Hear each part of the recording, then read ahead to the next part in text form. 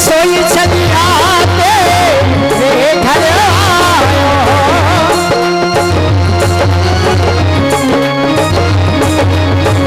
सोई छलिया तेरे घर आयो, मई धरी तेरे से कलीता तेरा जावते, मई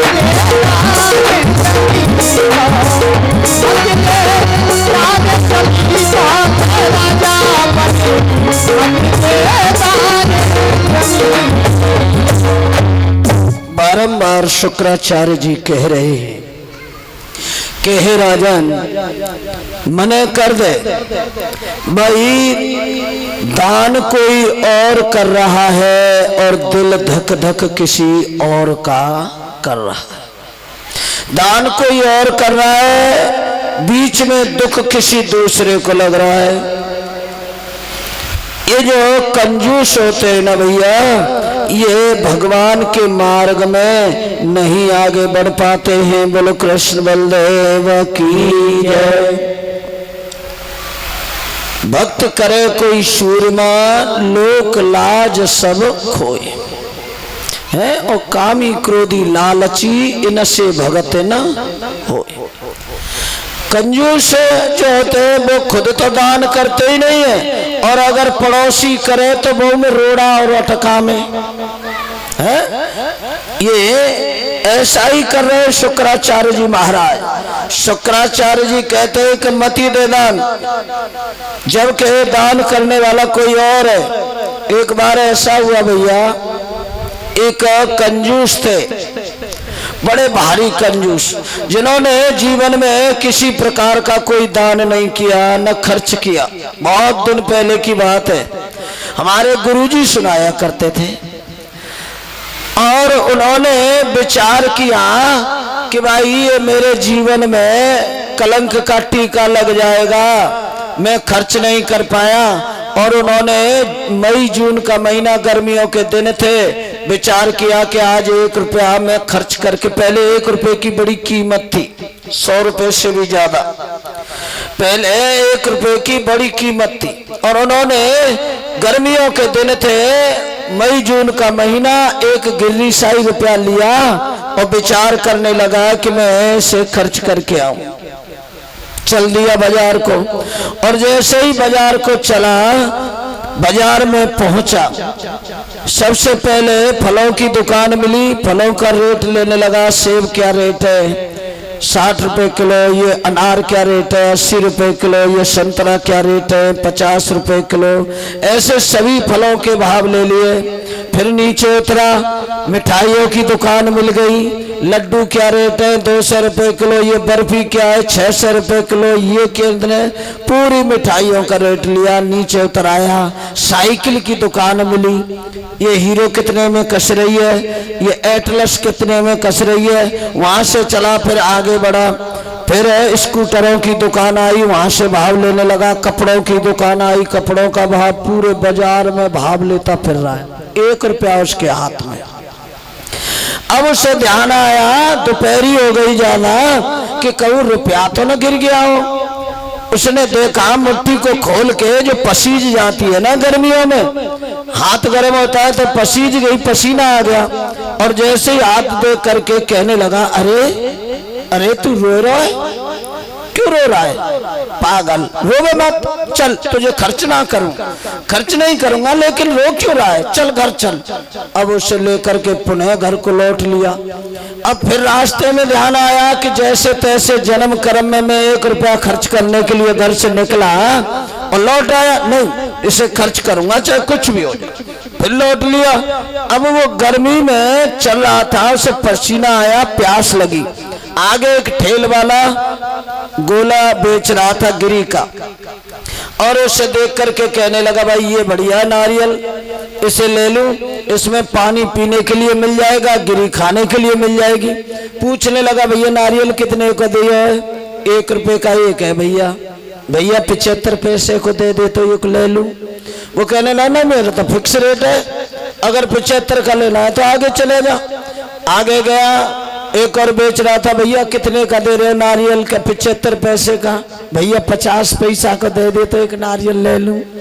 वो कहने लगा 50 पैसे का लेना है ना, हाँ हाँ चले जाओ बाजार के कोने में, पीछे खोखा लगा करके बैठा है मेरा ही छोटा भाई, वो देता है 50 का, मेरा तो भाई फिक्स रेट है, मैं कम नहीं होता। कि 50 का देगा, कहाँ पूरे बाजार है पैदल पैदल पार करके मैं पल्ले कोने पे पहुंचो, गर्मी में व्याकुल है को। अब खोखा वाले के पास पहुंचा, भैया नारियल है, हाँ है भैया, कितने का दियो है, 50 पैसा का। भैया 25 पैसा का तू दे दे तो मैं नारियल ले लूं। 25 पैसे का उससे कह रहा है। वो पुरानी कहावत है ना, गुरुजी कहते कि face is the index of mind. चतुर लोग चेहरे से पता लगा लेते हैं कि ये क्या प्रकृति का है। वो समझ गए बनिया टाइप के लोग हैं, उन्होंने जान लिया ये कौन सी प्रकृति का है। वो कहने लगे क्यों भाई तेरे घर में पैसा ज्यादा है क्या, क्यों इतना पैसा क्यों खर्च कर रहा है तू? अरे नारियल ले रहा हूँ। अरे तब भी तो इतना पैसा क्यों खर्च कर रहा है, जो फ्री चीज मिल रही है तू पैसा क्यों लुटा रहा है? अरे भाई नारियल लेने के लिए फ्री कहाँ मिल रहे, पीछे बगीचा है चला जाओ, कितने भी ले ले, हम वहां से तोड़ तोड़ के या बेच रहे हैं, बच्चों का पेट पालन कर रहे हैं, फ्री के बिल्कुल फ्री। अच्छा बोला हाँ, अब तो वो रुपया रख लो आटी में। गया पीछे और देखा तो एक बगीचा है, उसमें नारियल है, बड़े बड़े पेड़ है लंबे, और नारियलों को देखकर मुंह में पानी आ गया कि फ्री के हैं। चढ़ गया, राम नाम लेकर के ऊपर चढ़ गया, और जैसे ही चढ़ा नीचे झांक करके देखा तो पेट में पानी हो गया कि भाई यहाँ से बचे नहीं, लेकिन अब उतरूंगा नहीं, अब तो नारियल तोड़ के ही उतरूंगा। अब जैसे ही जिस डाली पर नारियल था ना, उस डाली को पकड़ा, एक डाली पर खड़ा हो गया और एक हाथ से उस डाली को पकड़ के झटका दे करके नारियल तोड़ने लगा। और जैसे ही झटके दे रहा था नारियल तो नहीं टूटा, जिस लकड़ी पे खड़ा था वो लकड़ी टूट गई नीचे वाली। उसने दोनों हाथों से ऊपर वाली पकड़ ली और ऐसे लटकने लगा जैसे शिव जी के मंदिर में घंटा लटके रहता है मैया के। अब सबरे देवतन ने मना रहे जय हनुमान ज्ञान गुण सागर, ऐ चलिए यो मैया बसैया बारी, चले आओ हनुमान जी, चले आओ जहार वीर, चले आओ बलबीर, चले आओ धनवीर। सबरे हनुमान चालीसन ने बोलने बोलन लगे भाई अब के कैसे बचा लियो, दांत न टूटे, अब के कैसे बच जाऊं, नीचे पहुंचूंगा तो 51 ब्राह्मण को नौ तो करूंगा। वहां के जा रहा, कोई लंबी रास वाला ऊंट पे बैठ के उसे देख करके कहने लगे ओ भैया, ओ दादा, ओ ताऊ। ऊंट वाले ने ऊपर नजर करी, अच्छा बड़े भैया लटक रहे, क्या बात है भैया, मैं उतार ले, मैं तो 500 का नोट दूंगा, मैं राजी खुशी उतार ले। ये कंजूस होते हैं ना, झूठे तगड़े होते हैं, 1 रुपया आटी में बातें कह रहा हूँ 500 रुपया दूंगा। वहां ने ऊंट वाला बोला तो ठीक है 500 रुपये में डाल दे, मैं उतार दूंगा। ऊंट वाला सोचने लगा कि ये नोट डाल देगा, मैं लेके चलता बनूंगा, ये लटकंत रहेगा। लेकिन वो कहने लगा नारियल वाला के डाल तो दूं, मेरे दोनों हाथ गिरे हुए हैं, निकालू कैसे? ऊंट वाले ने समझी कि हाँ भाई बात तो ये सही कह रहा है। ऊंट वाला लेकर ऊंट को आया, उसके नीचे लगाया और उसके पैर तक, लंबी राश का आदमी था, पैर तक पहुंचा, उसके पैर पकड़े। अब वो कहने लगा नारियल वाला भैया सावधानी से उतारना, मेरे हाथ पैर न टूट जाए, चिंता मत करे, तू सावधान रहे, मैं सावधानी से उतारूंगा। और जैसे ही पैर पकड़ के उसने कहा कि सावधान, सावधान कहा, ऊंट ने समझी कि मोते चलने की कह दी।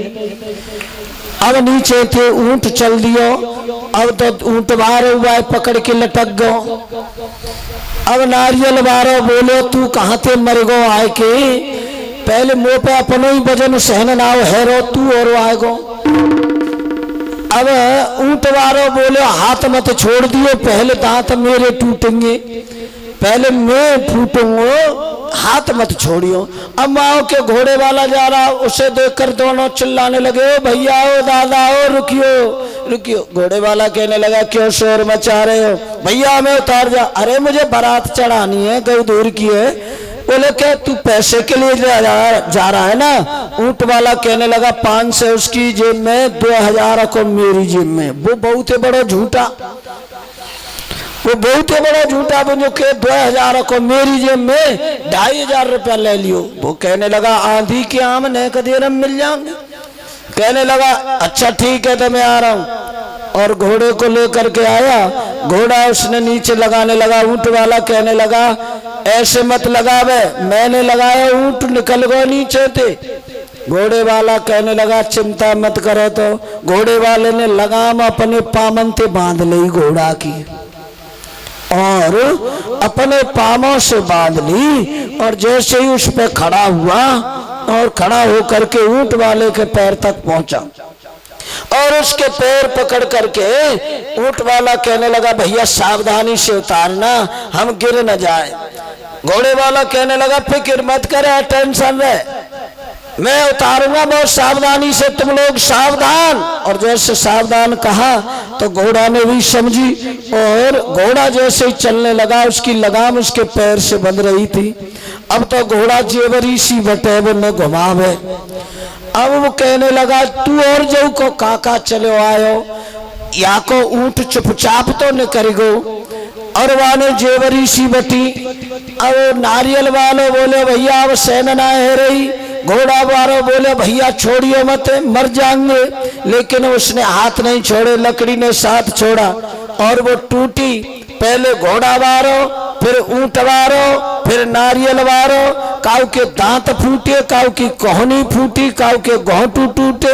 भैया ये कंजूस होते हैं, अपने हाथ पैर तो तोड़वाते हैं, लेकिन पड़ोसियों के भी हाथ पैर तोड़वा देते हैं। बाबा कृष्ण बलदेव की जय। शुक्राचार्य जो हैं वो कह रहे हैं कि भाई मत दे दान जमी को। बलि महाराज की है एक पुत्री जिनका नाम है रत्नमाला। रत्नमाला ने जब सुंदरता देखी है बामन भगवान की, मन में संकल्प करने लगी है कि ऐसा पुत्र मेरा होता, ऐसा पुत्र मेरा होता तो मैं उसे अपनी गोद में बिठा करके दूध पिलाती।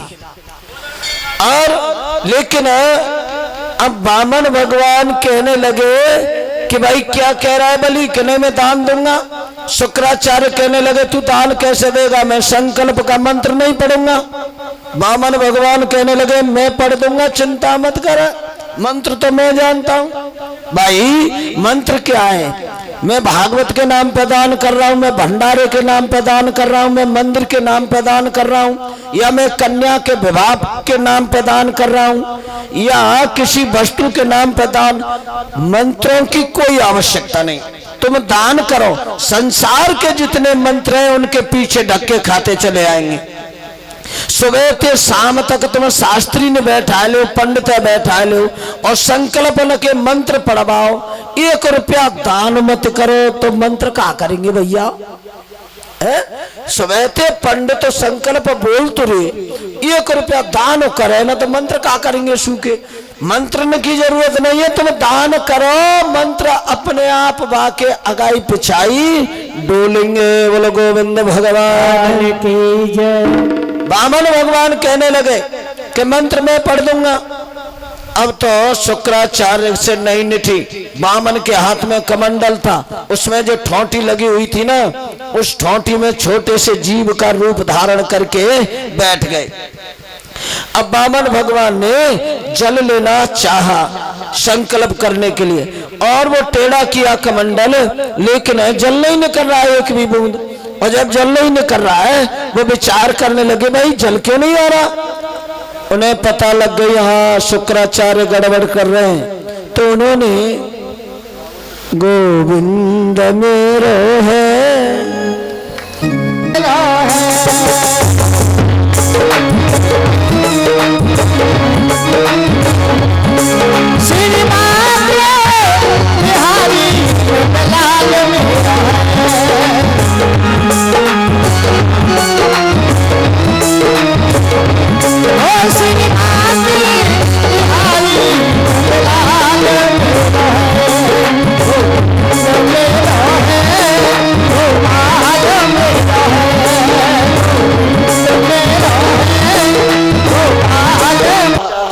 जल नहीं निकल रहा है।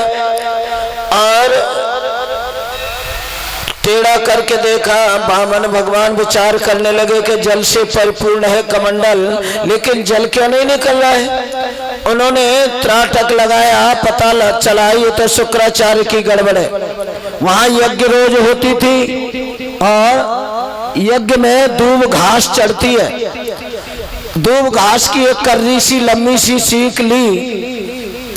शुक्राचार्य आंख फाड़ फाड़ करके ठोंठी में बैठा हुआ देख रहा है। वामन भगवान ने वो सीख लेकर के उस ठोंठी में डाली और जैसे ही डाली ना, शुक्राचार्य की एक आंख में लगी और लगते ही उनकी एक आंख, ऐसे नहीं कहते फूट नहीं गई, यो कहते हैं कि उनका एक बाजार बंद हो गया। बोलो कृष्ण बलदेव की जय। भाई लोग कहते हैं गुरु अपने शिष्यों को एक आंख से देखे, विधायक अपने क्षेत्र को एक आंख से देखे, प्रधान अपने गांव को एक आंख से देखे, पिता अपनी संतान को एक आंख से देखे। जब एक आंख से देखे, एक आंख से देखे सभी जगह आता है, तो फिर दूसरी आंख का क्या काम है, फोड़ लेनी चाहिए। भाई सभी जगह आता है कि एक आंख से देखो, एक आंख से देखो, एक आंख से देखो। तो एक आंख से देखने का मतलब है समान रूप से देखना चाहिए, है। जो भी हमारे पुत्र हैं उन्हें समान रूप से देखो। चार बहुएं तो चारों बहू ने समान रूप से देखो। जिनाए के छोटी माऊ प्यार ज्यादा, के बड़ी माऊ प्यार ज्यादा। जहाँ में एक लंकु ज्यादा प्यार करोगी तो लड़ाई की नीम जम जाएगी। बोलो गोविंद भगवान की जय। है समान रूप से बर्ताव करो, चाहे वो गरीब की है चाहे अमीर की है। जो मन देखो जी बड़े घर की आई है कि जी गरीब की है ना। समान रूप से मैया जहाँ व्यवहार करती हैं। और बहू आ गई तो ज्यादा तारीख मत भाजो, आटी में चाबी लेके डोल रही है।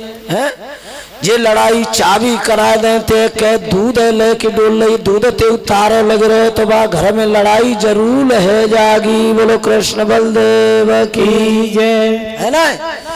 हाँ ये ना है कि काम छोड़ दो, चाबी छोड़ना है रही।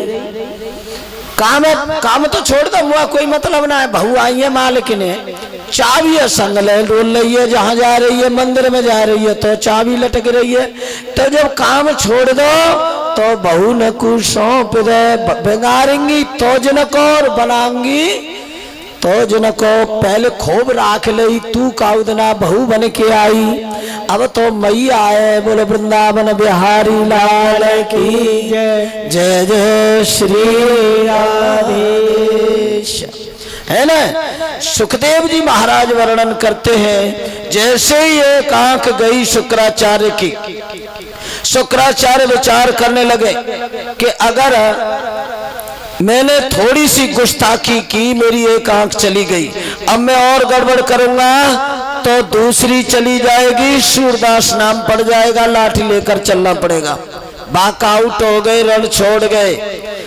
वामन भगवान ने जल लिया और संकल्प किया। संकल्प करने के तुरंत बाद वामन भगवान ने विराट रूप धारण कर लिया। एक ही कदम में पृथ्वी को नाप दिया, दूसरे कदम ब्रह्मांड चीर करके और ब्रह्मलोक में पहुंचा। जैसे ही चरण ब्रह्मलोक में पहुंचे, ब्रह्मा जी ने चरण धो करके अपने कमंडल में जल रखा, जिससे गंगा जी बनी है।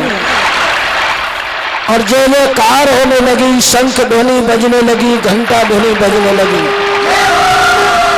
चारों तरफ जय जय होने लगी। और देवलोक से चरण जैसे नीचे आया, फिर कहने लगे, ओ बलि ये बता मैं तीसरा चरण कहाँ रखूं, तीसरी कदम कहाँ रखूं, बता। तू मेरे साथ धोखा करता है, तूने संकल्प लिया 3 कदम का और अभी 2 कदम ही हुए, तीसरा कदम कहाँ रखूं। तू मेरे साथ छल करता है, कपट करता है, धोखा करता है। अब बताइए धोखा कौन कर रहा है?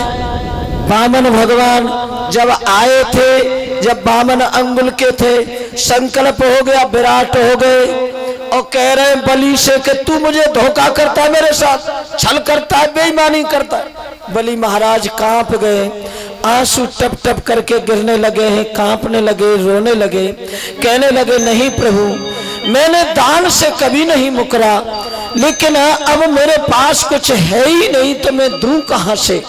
घबराने लगे।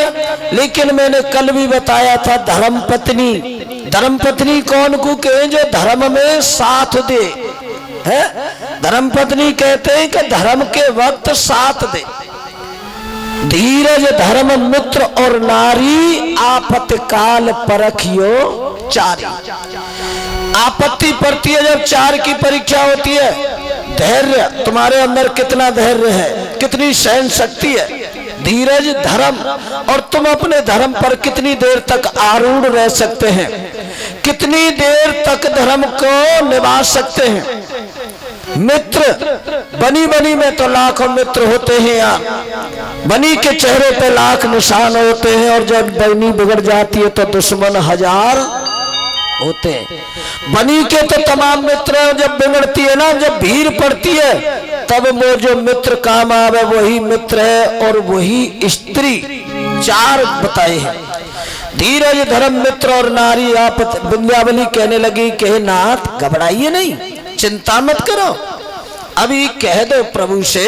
देखिए एक नियम है, जो दान करता है ना, दान दी हुई वस्तु से हमेशा बड़ा बना रहता है। चाहे वो पूरी पृथ्वी का दान कर दे, लेकिन उस पृथ्वी से भी बड़ा है दान देने वाला। जो दान देता है वो दान दी हुई वस्तु से बड़ा होता है। भगवान से कहो कि मेरा शरीर अभी बाकी है, हे भगवान मेरा अभी शरीर बाकी है, इसे नाप लो, ये किस काम आएगा। बलि महाराज आगे बढ़े, कहने लगे कि भाई प्रभु मेरा ये अधम शरीर अभी बाकी है, इसे नाप लो और इसे अपने ले लो और अपना हिसाब चुकता कर लो। बलि महाराज जमीन में लेट गए। भगवान ने अपना चरण उठाया और बलि के मस्तक पर रखा। जैसे ही बलि के मस्तक पर रखा, देवता जो देवलोक में ईर्ष्या करने लगे, जलन करने लगे, द्वेष करने लगे, कहने लगे कि बलि कितना भाग्यशाली है, बलि कितना भाग्यशाली है जो तीन लोक के नाथ के चरण जिसके मस्तक पर है। आज बलि के अंदर जो भी पशु, काम, क्रोध, लोभ, मोह, मत्सर, अभिमान, अहंकार जो भी थे ना, निर्विकार हो गए बलि महाराज। बलि महाराज की पुत्री है जो रत्नमाला। मैंने अभी बताया था कि जब वामन भगवान आए ना छोटे से, उनकी सुंदरता देख के मोहित रह गई। विचार करने लगी कि ऐसा बेटा मेरा होता तो मैं उसे गोद में बिठा करके दूध पिलाती। लेकिन जब भगवान बलि महाराज को नाप रहे, फिर विचार करने लगी अगर ऐसा पुत्र मेरा होता तो मैं उसे जहर दे करके मार देती। बोलो कृष्ण बलदेव की जय। दो विचार आए रत्नमाला के अंदर, दो विचार आए। जब वामन भगवान आए हैं तो जब सोच रही है ऐसा बेटा मेरा हो तो मैं वह गोद में बिठा करके दूध पिलाती, लाड़ लड़ाती। और जब भगवान बलि महाराज को नीचे जमीन में डाल करके नापने लगे हैं, फिर कहती है ऐसा पुत्र मेरा होता तो मैं उसे जहर दे करके मार देती।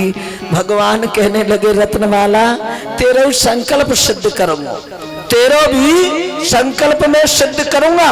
और वही रत्नमाला आगे चल करके पूतना बनती है जो भगवान को गोद में बिठा करके दूध भी पिलाती है और जहर भी पिलाती है। बोलो गोविंद भगवान की जय। देखिए भगवान के साथ कोई संबंध जोड़ लो। एक बार एक भगत ने भंडारा किया और भंडारा किया, उसमें भगवान उसकी परीक्षा लेने के लिए गए। चारों तरफ निमंत्रण दिया था संतों को। भक्त बड़ा परम भक्त था, महात्मा का रूप धारण किया भगवान ने। लुंज महात्मा हो गए जो पैरों से कजाए, और इधर ही बम्मा पे भंडारे से थोड़ी दूर जा करके और बम्मा पे बैठ गए। अब वहां से कोई आवे कहे कि महात्मा जी भंडारे में चल रहे हैं, कि हाँ, लेकिन मैं जब जाऊंगा जो भगत भंडारा कर रहा है मुझे लेकर के जाएगा अपनी पीठ पे तब। अब अब ये भंडारे वाले भगत के पास खबर पहुंचाई और उस भगत के पास खबर दी कि एक लुंज महात्मा बम्मा पे बैठे, लेकिन वो किसी के साथ आना नहीं चाहते। वो कहते हैं कि जो भंडारा कर रहा है वो अपनी पीठ पे मुझे ले जाएगा जब जाऊंगा, नहीं मैं नहीं जाऊंगा। जो भंडारा कर रहे थे वो गए और उस महात्मा को अपनी पीठ पे लिया और लेकर के चले। भगवान ने वजन डालना शुरू कर दिया। अब उस भगत पे सहन नहीं हो रही है। भगत कह रहे कि जब ये सारे बाबा जी में जन कितना वजन हुआ है। भगत विचार कर रहा है मन में कि जब ये सारे बाबा जी में जन कितना वजन बढ़ रहा। भगवान कह रहे हैं सारो बनाए रहो है? भगवान कह रहे हैं सारो बना रहो। अगले जन्म में वही नारायण साले बनते हैं और वो भगत अर्जुन के रूप में अवतरित होते हैं। बोलो गोविंद भगवान की जय। तुम जैसा भी संकल्प करोगे भगवान के सामने, कोई संबंध मित्र को, भाई को, गुरु को, ईश्वर को, कोई भी संबंध कर ले प्यारे, बेड़ा पार हो जाएगा। बोलो गोविंद भगवान की जय। भगवान ने प्रसन्न हुए और चतुर्भुज रूप धारण करके बलि महाराज को दर्शन दिए। कहने लगे बलि हम तुम्हारे दान से बहुत प्रसन्न हैं, मांगो क्या चाहते हो, कोई वरदान मांगो। बलि महाराज कहने लगे तुम तो स्वयं भिखारी हो, अभी तो मुझसे भीख मांग रहे थे 3 कदम भूमि की, अब तुम देने वाले। मैं भिखारियों से मांगता नहीं। भगवान कहने लगे नहीं भाई, हमें संतुष्ट करने के लिए मांग ले, हमें खुश करने के लिए मांग ले। बलि महाराज कहने लगे आपको खुश रखना हमारा नैतिक धर्म है। अगर आप देना चाहते हो तो प्रभु मैं जहां भी रहूं, मैं जहां भी रहूं, और जब मैं अपने घर से निकलूं तो दरवाजे पे तुम्हारे दर्शन हो। मुझे कहीं रहूं, जहां भी रहूं, जिस घर से निकलूं दरवाजे पे आपके दर्शन हो, इससे ज्यादा और कुछ नहीं मांगता। भगवान कहने लगे कि बलि देखिए मैंने स्वर्ग का राज तो देवताओं को दे दिया है, लेकिन तुम्हें मैं पातालपुरी का राजा बनाता हूँ और पातालपुरी का राजा वहां राज्य करना और मैं तुम्हारी चौकीदारी करूंगा। बोलो गोविंद भगवान की जय।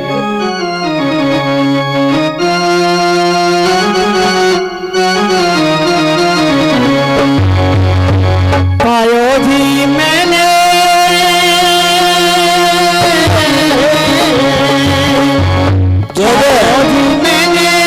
राम लता चौकीदारी करने लगे। काफी दिन हो गए बैकुंठ में लौट करके नहीं पहुंचे हैं। लक्ष्मी जी चिंता करती हैं कि हमारे भगवान कहाँ चले गए। ढूंढने के लिए निकली हैं और जैसे ही खोज रही थी तो सामने नारद जी महाराज आ गए। नारद जी महाराज ने नमस्कार किया। मैया नमस्कार। लक्ष्मी जी कहने लगी बेटा नारद तुम्हें हमारे प्रभु की पता है क्या? नारद जी कहने लगे अरे हाँ मैया मिठाई खिलाओ। मिठाई काहे की